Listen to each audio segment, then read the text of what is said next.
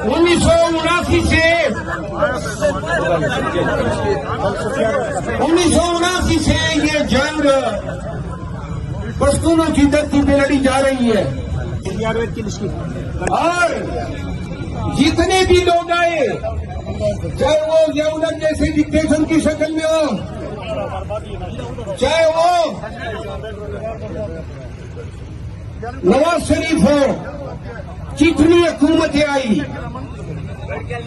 किसी को ना अफगान के साथ मोहब्बत दी, ना खैबर पख्तूनख्वा के धरती के लिए थोड़ी सी रहम की। सब आए, सबने तजर्बे किए, नतीजे में क्या मिला?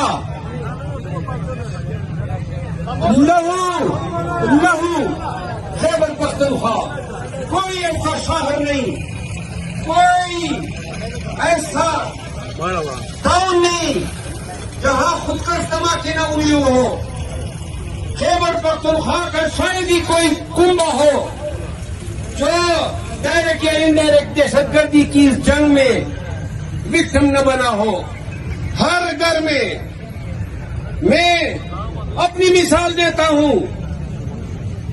मेरे कबीले ने 142 लाशें उठाई, रोजाना जनाजे उठा रहे थे। ये खुदकश हुआ।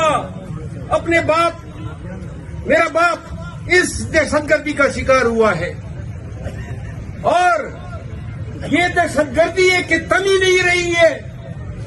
और तजर्बे आप अफगानिस्तान में करते हैं, कभी इसको बिठाया, कभी उसको बिठाने की कोशिश की, कभी वॉरलॉग्स बनाए, कभी तालिबान बनाए, कभी इमारत इस्लामी की हुकूमत पे फतह की शादियाने बजाए। लेकिन आज आपका नाम लेना कोई गवारा नहीं करता है। अफगानों की सरजमीन पे जब तक आप अपनी मुदाखलत खत्म नहीं करते हैं, अफगानों को जीने दो ना जिस तरह वो जीना चाहते हैं। क्या काम है हमारा कि हम अफगान की धरती पे पराक्सी जंगे लड़े? वो अमीर गुल और ज़ियाउल्हक जो कहा करते थे कि हमने रूस को शिकस्त दी, ये काम था आपका कि अमेरिका के लिए एक कंड्यूट बन के आप अफगानिस्तान में रूस के साथ जंग लड़े। फिर अमेरिका जब आया तो आपने फिर डॉलर की जंग लड़ी और मुशर्रफ खुद लिखता है अपनी किताब में, आज अगर बनु लहू है, बनु के साथ वज़गाफ अल्फाज में कहता हूं, अवाम के साथ दहशतगर्दी हुई है। आपने निहत्ते अवाम पे फायर किए हैं, 3 लोग शहीद हुए, 18 जख्मी हुए।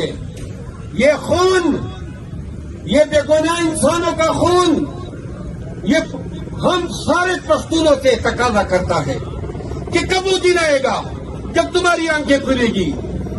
कभी आप एक के लिए इस्तेमाल होते हैं,